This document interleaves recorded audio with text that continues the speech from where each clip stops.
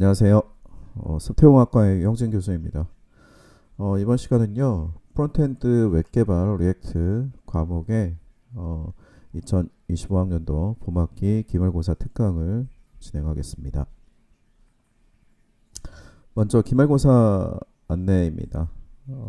이번 기말고사는요, 6월 12일 목요일 날 진행이 되고요. 그리고 총 20문항이 출제가 되었습니다. 객관식 18문항 그리고 단답형 2문항 해서 총 20문항이 출제되었고요. 중간고사 틀리게 시험의 시간은 30분간 진행이 되니까요. 이 부분 주의해서 응시하시기 바랍니다. 시험의 범위는요. 8주차에서 14주차의 내용을 다루고요. 다만 8주차에서 14주차까지 다루는 내용의 코드들을 보면 우리가 이미 앞쪽에서 다 다루었던 내용들이죠. 그래서 그런 내용들도 그러니까 8주차에서 14주차에 나왔던 이런 코드 관련된 문제들이 출제가 되니까 굳이 8주차, 14주차를 하더라도 앞주차의 내용들이 나올 수 있다는 거 이렇게 보시면 됩니다. 이번 기말고사의 특징은요. 중간고사 이전까지는 이제 기본적인 내용들 좀 다루었다면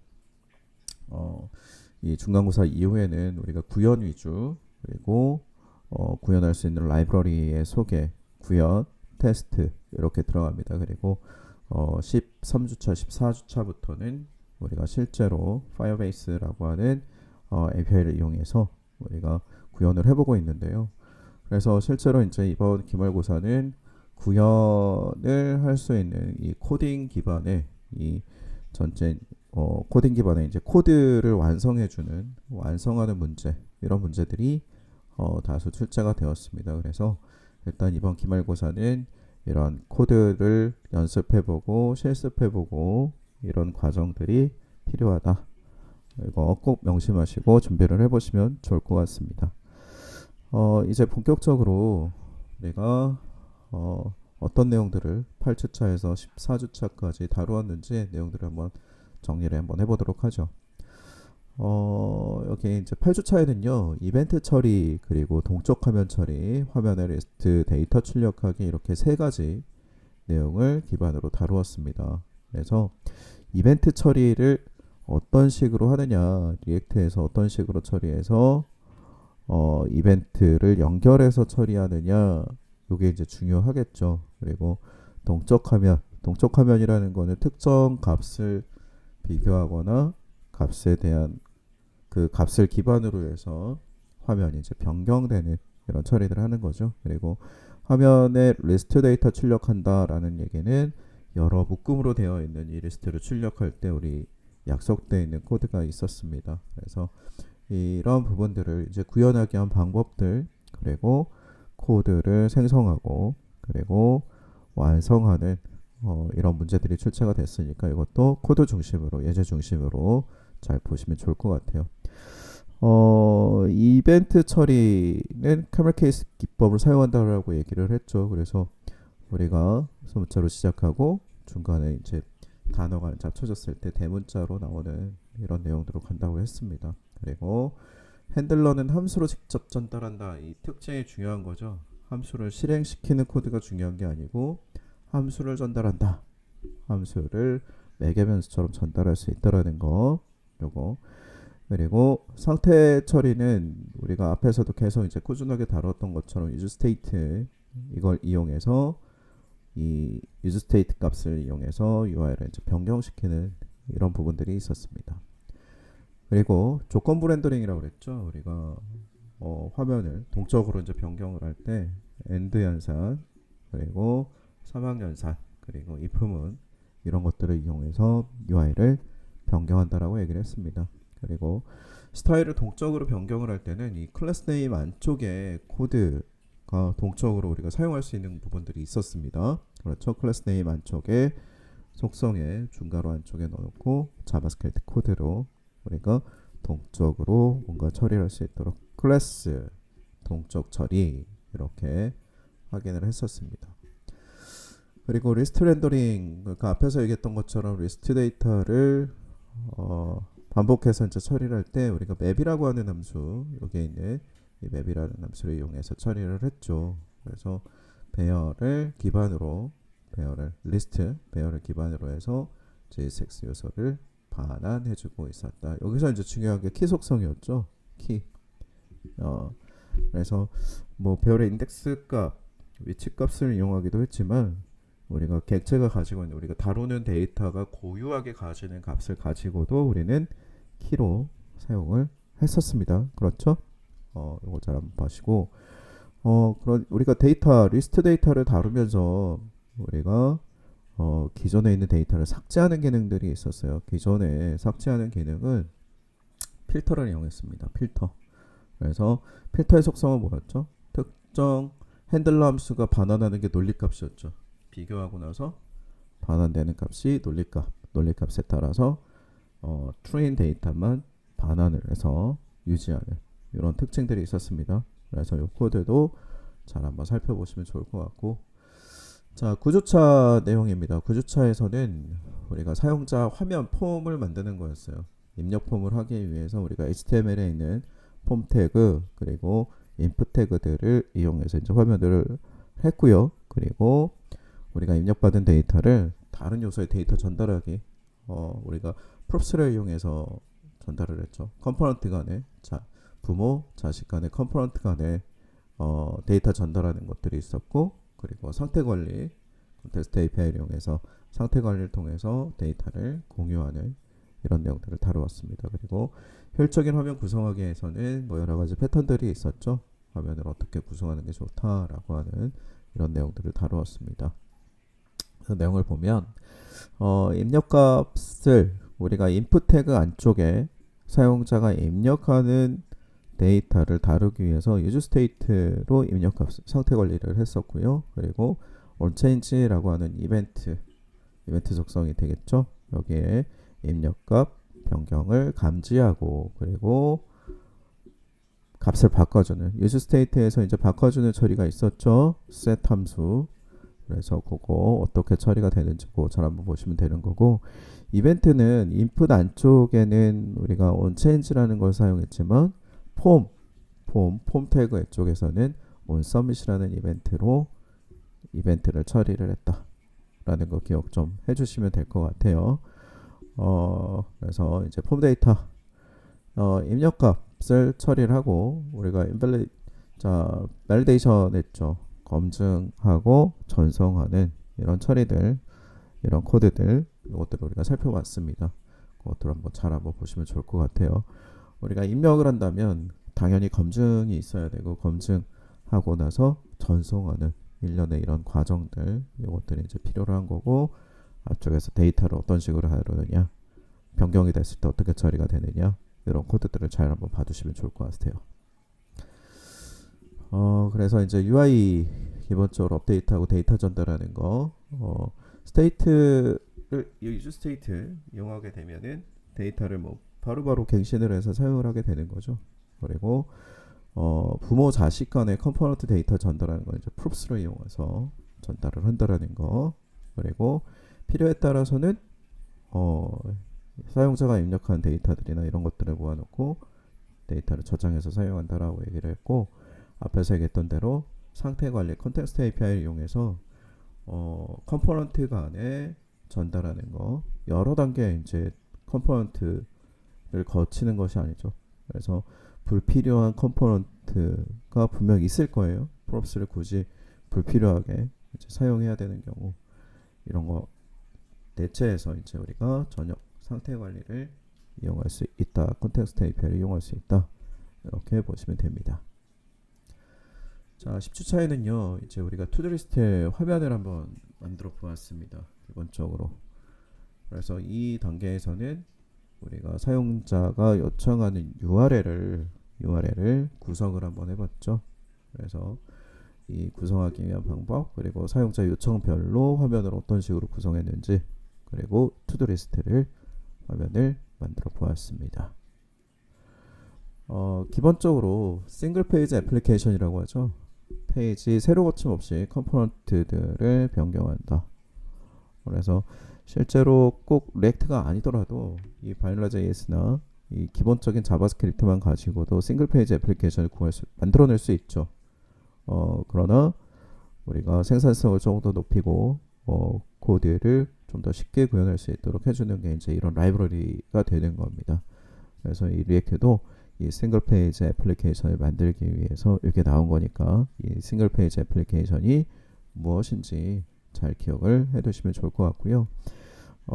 화면 URL을 우리가 만들기 위해서는 리액트 라우터라는 걸 이용한다라고 얘기를 했습니다. 그래서 우리가 이것들을 할 때 브라우저 라우터 그리고 라우트를 필수적으로 이용을 하게 되는 거고, 링크는 이외에 이제 이동을 할 때 설정을 할 때 처리를 하게 되는 거죠. 그래서 좀 구별을 해야 돼요. 물론 이제 브라우저 라우터 그리고 라우트 이런 것들을 링크까지 이용해서 이제 전체 페이지는 구성하지만 실질적으로 라우트 설정을 하기 위해서는 브라우저 라우트 등의 위젯들을 사용을 한다라는 거 기억을 해주셨으면 좋겠습니다.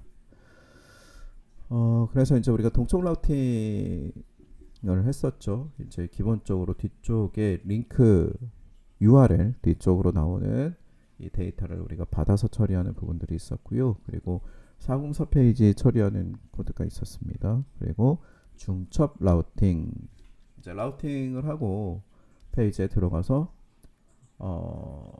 이 자식 페이지 안쪽에서 이제 추가적으로 이제 부모의 종속적이 되는 거죠. URL을 좀 종속적이면서 다시 밑에 하위 메뉴를 만들어내는 중첩 라우팅 이것들이 있었어요. 그래서 동적 라우팅 유즈파람을 이용해서 이제 어떤 처리를 해야 되는지, 어떤 처리를 할 수 있는지, 그리고 404 페이지는 어떻게 처리되는지, 그리고 중첩 라우팅 처리할 때 어떻게 코드를 작성해서 사용하는지 이것들도 잘 살펴보시기 바랍니다. 투두리스트를 만들 때 우리가 이런 처리들을 했었죠. 상태 관리 유즈 스테이트를 이용했고, 할 일 추가하기 위한 add to 그리고 삭제하기 위한 delete to 그리고 토글 컴플리트 이런 것들 기능 함수들을 만들었고, 화면 구성을 했죠. 그리고 스타일 정의를 했습니다. 그래서 실질적으로 뭐 여기에서는 뭐 예전에 아주 기본적으로 다루었던 내용으로 이제 화면들을 좀 다루었습니다. 그래서 이 챕터에서는 이 부분 이 세 가지 특징들 잘 한번 보시면 좋을 것 같고, 싱글 페이지, 라우터 이것들 잘 살펴보시기 바랍니다. 자, 11주차에는요 이제 비동기 관련된 주제로 다루었습니다. 라이브러리 우리가 알고 있는 패치 그리고 엑시오스 이런 것들을 좀 다루었고, 추가적으로 리액트 쿼리와 같은 라이브러리도 우리가 다루었었죠. 그리고 테스트 서버, 제이슨 서버를 설정하는 것들을 해봤어요. 제이슨 서버가 무엇인지 이것들도 잘 알고 사용할 수 있어야 되겠죠. 그리고 이 투두리스트 앞쪽에서 만들었던 화면 단위의 이 투두리스트를 이 테스트 서버하고 통신하는 이 기능을 구현을 해보았습니다. 그래서 여기 한번 보시면은 잘 한번 보세요. 페이지 API 하고 엑시오스는 우리가 충분히 이제 앞쪽에서 이제 다루었죠. 중간고사 전에도 좀 다루었고, 그래서 이제 기본적으로 여러분들이 구별은 좀 하실 수 있을 거예요. 이제 거기에 이제 최근에 이제 리액트 쿼리를 좀 많이 사용하고 있어서 소개를 해드렸습니다. 리액트 쿼리 데이터 캐싱하고 추가적으로 선택 관리까지 같이 가능한 뭐 이런 것들이 되는 거죠. 그리고 SWR이 있었습니다. 이런 것들 이 네 가지를 좀 기억을 해두시고, 어떤 특징들이 있는지 그리고 어떤 부분들은 꼭 고려해야 되는지 이 표 잘 한번 보시고 구별을 해봤으면 좋겠어요.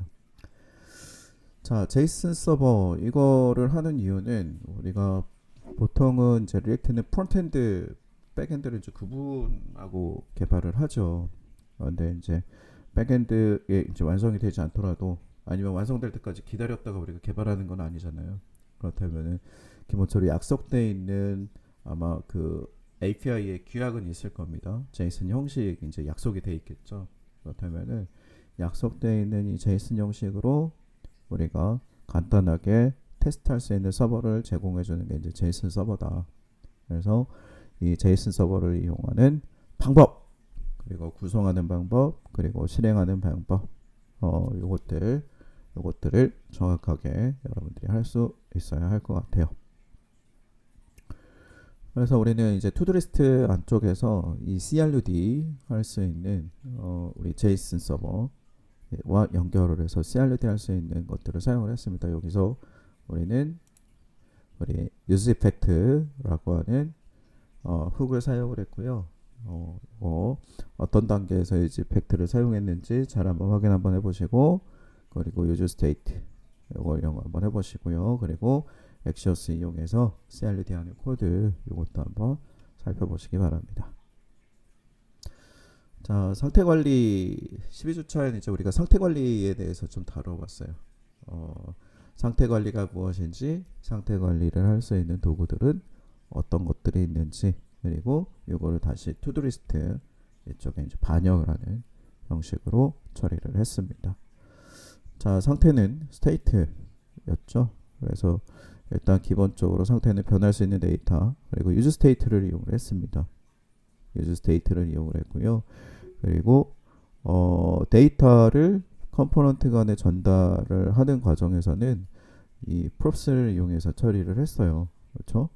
props를 이용해서 하는데 이 props drilling이라는 문제가 있었죠. 컴포넌트의 뎁스가 깊어지면 깊어질수록 불필요한 컴포넌트들이 이 데이터를 받아야 되는, 그리고 각각의 컴포넌트별로 이 데이터들을 계속 유지하면서 정확하게 또 다른 컴포넌트로 전달을 해줘야 되니까요. 아무래도 코드 하는데 굉장히 불편함들이 많이 있습니다. 그래서 이런 부분들을 이제 조금 더 쉽게 좀 사용할 수 있도록 처리해 주는 게 이제 상태 관리 도구들인데, 이 로컬 안쪽에서 이제 기본적으로 우리가 상태를 처리해 주는 게 이제 유즈 스테이트, 유즈 리듀서가 있었죠. 근데 우리가 이제 본 게 저번에 이제 컨텍스트 API를 이용해서 전용 상태로 관리하는 것들이 있었습니다.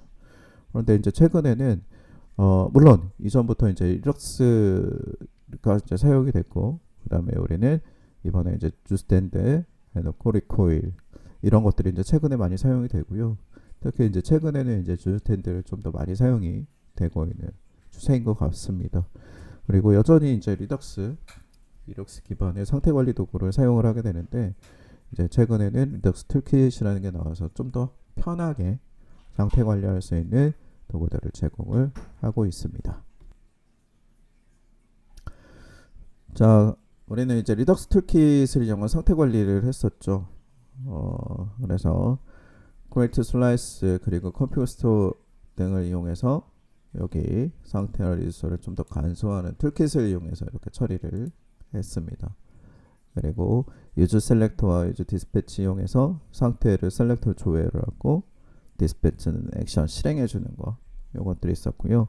자, 여기 create async thunk라고 하는 함수가 있었죠.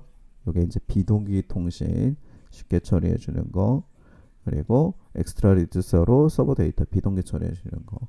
이 툴킷 사용하는 여기에 있는 이 코드들, 요것들 잘 한번 봐두시고, 실제로 어떻게 활용하는지, 어떻게 사용되는지 매우 중요하게 사용이 됩니다. 그래서 요것들 잘 한번 살펴보시고 보시면 될 것 같고요. 그 다음에 이제 투두리스트 쪽에는 이 상태 구조를 할 일 목록과 완료 상태를 저장해서 이제 사용하는 형식으로 처리를 했죠. 그리고 톨킷을 이용해서 상태 관리 처리를 진행을 했습니다. 13주차에서는요, 우리가 이제 파이어베이스를 좀 이용을 했어요. 파이어베이스를 이용해서 게시판을 만들고자 했습니다. 그래서 이제 기본적으로 파이어베이스가 무엇인지, 어떤 서비스를 하고 있는지 이것들을 좀 소개를 해드렸죠. 그래서 파이어베이스를 이용해서 무엇을 할 수 있는지, 기본적으로 우리는 인증하는 거랑 데이터베이스를 사용을 하고 있습니다. 그래서 이 파이어베이스가 어떤 서비스를 하고 있는지, 어떤 처리를 하는지 이것들 잘 한번 봐두시고, 그러면 이제 설정하기 위해서 설치를 어떤 식으로 하는지 이제 비트 이용해서 처리를 했죠. 그리고 파이어베이스 SDK 설치를 어떤 식으로 처리하는지, 환경 설정 어떤 설정을 어떻게 해야 되는지 이것들을 했고요. 그리고 테일윈드 CSS 적용을 했습니다. 그래서 테일윈드가 무엇인지, 그리고 이거를 어떤 식으로 처리가 되는지 이것들 한번 잘 한번 보시고 구현할 수 있어야 합니다. 그리고 우리가 이제 구글 로그인 기능 구현을 했어요. 그래서 파이어베이스에 자 인증에 대한 개념 이것들 한번 보시고, 그리고 우리는 이 구글 로그인 연동하고 리덕스를 이용해서 상태 관리를 했습니다. 그리고 로그인 상태에 따라서 이제 로그인 로그아웃 기능들을 우리가 구현을 했죠. 이런 코드들 잘 한번 살펴보시고, 그 다음에 이제 우리는 기본적인 게시판을 어떤 식으로 만들겠다라는 게 있었습니다. 근데 여기서 이제 주로 보셔야 되는 게 CRUD를 해야 되는 거죠. 그래서 저장할 수 있는 공간이 필요로 합니다. 그래서 파이어베이스, 파이어스토어의 데이터베이스 구조가 어떻게 되어 있는지 이것들을 잘 살펴볼 필요가 있어요.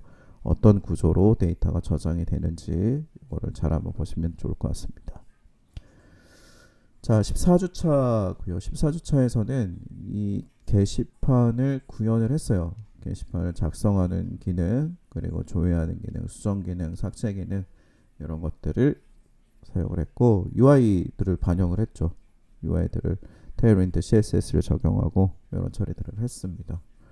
그래서 이제 마지막에는 기본적으로 보시면은 앞쪽에 파이어베이스를 이용해서 인증하는 거, 인증, 그리고 저장 이것들을 했고, 위쪽에서 이제 우리가 인증에 대한 거는 로그인이 되었다라는 요 부분을 이제 필요로 한 거잖아요. 그래서 요 부분을 우리는 리덕스 툴킷을 이용해서 상태 관리를 했습니다. 자, 이렇게 해서 14주차까지 우리가 좀 살펴보았는데요. 특징은 이렇습니다. 이번 중간고사 이후에 내용들은 거의 대부분 코드를 구현하는 내용들이고 코드를 소개해드리는 이런 내용들이었어요. 그렇기 때문에 이번 기말고사는 이제 코드를 완성하는 빈칸에 들어갈 코드들을 찾는 이런 완성하는 코드를 완성하고 특정 목적에 맞는 코드를 완성하는 형식의 문제들이 많이 출제가 되었습니다. 그렇기 때문에 여러분들 충분하게 코드들 사용법 이런 것들을 충분하게 연습을 하셔야 좋은 성적을 얻어가실 수 있을 것 같아요. 그래서 이렇게 소개해드렸으니 이 방향으로 좀 시험 준비를 좀 하시고 준비를 하시면 좋은 성적 얻어가실 수 있을 겁니다. 네, 이렇게 해서 이제 특강을 마무리를 하고요. 잘 준비하셔서 여러분 모두 좋은 성과 얻어가시길 바랍니다. 자, 화이팅 하세요. 특강 마치도록 하겠습니다. 감사합니다.